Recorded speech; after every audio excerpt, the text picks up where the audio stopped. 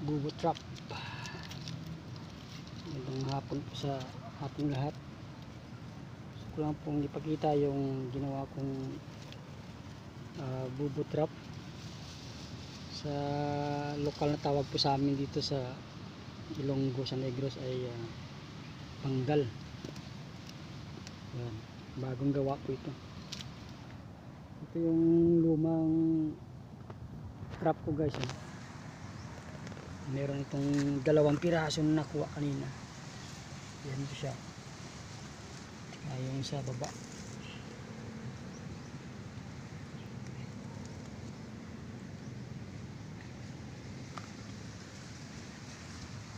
Balik na naman tayo dito sa ating munting fish pond. Yan.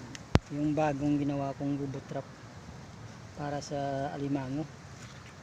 2 po ito. Ito yung isa, nakalublob pa sa tubig. Ito yung aking maliit na fish pond. Bali sunod na linggo po ayusin natin yung maliit na pilapil. Yan po, tatambakan natin yan tsaka taasan para kumapal at tsaka tumaas, para sunod na mga linggo pag natapos po tayo sa ating preparasyon ay maghulog po tayo ng alimango. 1,000 siguro, 1,000 piraso na similya ng alimango, size 5 peso to posporo kalaki.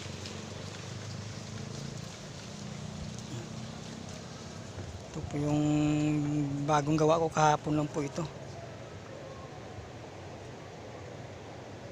Kahapon lang po yan, bubo trap. Tawag po sa amin sa Ilonggo ay panggal. Ito yung pangalawa na ginagawa ko ngayon. Tapos na po ito, maya tapos na po ito. Pintuan na lang yung ginagawa ko, tsaka yung lagyan na ng bato pampabigat para hindi lumutang. Ito yung luma ko, 2 na lang yung natira. Sunod na linggo magdagdag ulit tayo ng 2 pang bagong trap.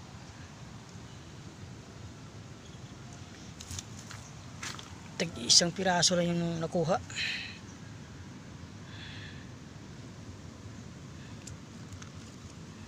Yan, siya lang yung sipit. Yun, no? Okay, mamaya talian natin mamaya yan. So ito lang muna yung ma-share kong video sa inyo tungkol dito sa ating ginagawang bubo trap or panggal. Sunod ng mga araw ay gagawa ulit tayo ng panibagong video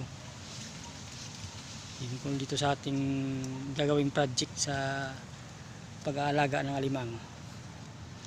Oops, yun, tapos na po ang ating ginawang bubo trap guys, no? Ito na yung pinaka finished product, pinaka tapos bubo trap para sa alimango. Ano yung ginamit nating materials po dito ay kawayan. Ito po kawayan, tsaka meron tayong pampabigat para hindi po siya lumutang, no? Tapos screen na kulay green, makapal po ito para hindi masyadong mabilis marupok, tsaka hindi masyadong mabilis masira ang alimango. Kaya ito yung pintuan niya, opening. Ang ginamit natin dito ay screen na kulay itim, yung binet. Napapansin nyo po ay pagpasok ng alimango, hindi na yan makakalabas dahil yung loob niyan ay pakipot, kaya hindi siya makalabas. 2 pintuan po yan. Marunong pumasok yung ang alimango pero Hindi na siya marunong lumabas. Yan pong kagandahan ng trap na yan. Bago po yan. So ngayon yung gagawin po natin ay talian po natin itong nakuha natin kanina. 2 piraso lang po ito. Ayan o. Talian po natin yan. Hindi po ako masyadong magaling magtali pero susubukan po natin.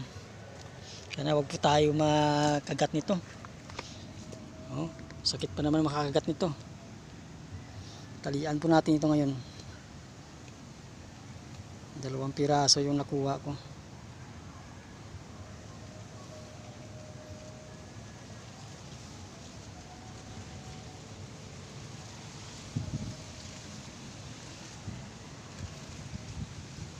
Puro ano ito, lalaki. Laki ng sipit.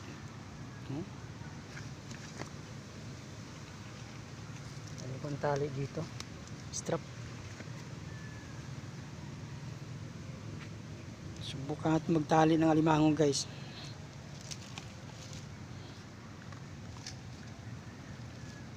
Yun, lumabas na.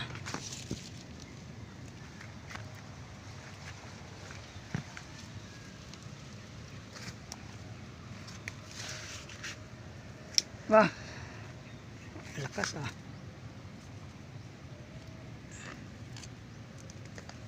Yun, ang lakas. Para sigurado ay ipitin po natin ng mga paa. Yun. Para sigurado, para hindi tayo makagat.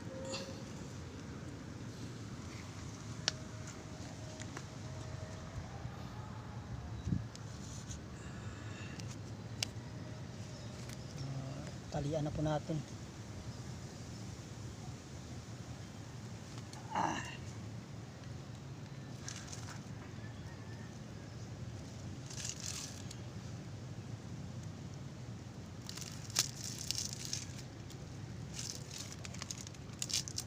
Nasa ano yata sito?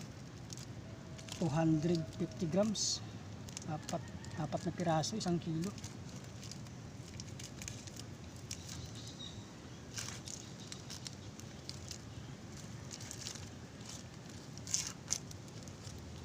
Pulahan po ito.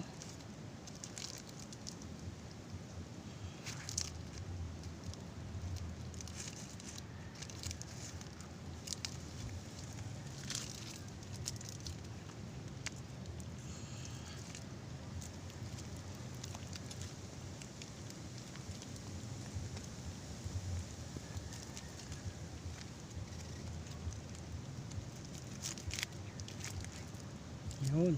Tapos na po ang ating pagtatali ng alimango. Lalaki po ito guys, pulahan. Yun. Nasa 250 grams, 250. 4 na piraso sa 1 kilo.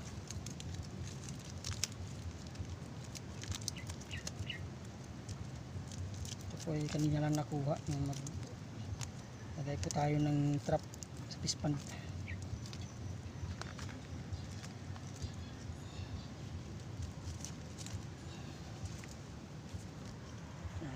Meron pa po dito isa.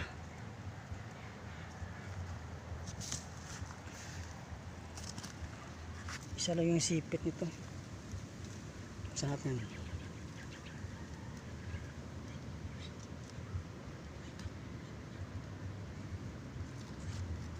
Kung kagatin, pag kinagat mo ako, lulutuin talaga kita.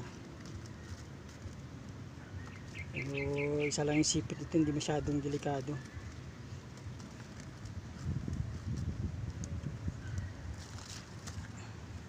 Yan siya.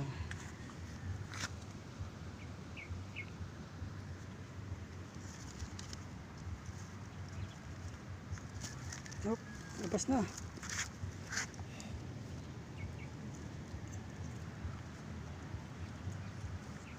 Okay. Ang lakas.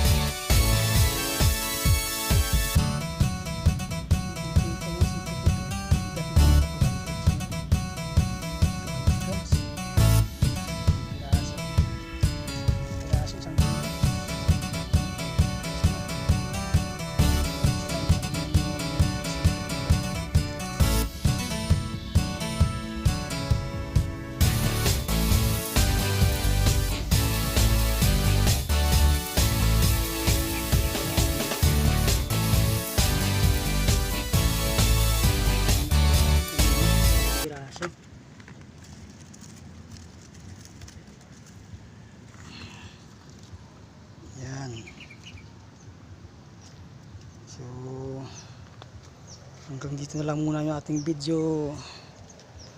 Bukas po gagawa tayo ng panibagong video pag naglatag po tayo ng ating bubutrap para sa alimango. Sa ating mga kaibigan dyan, kung nagugustuhan nyo po yung video na ginagawa ko tungkol sa fish pond at saka tungkol sa alimango or pag-aalaga ng alimango, paki-subscribe naman po ng ating munting YouTube channel. Yan po sila. Tsaka paki-like and share na rin po ng ating video.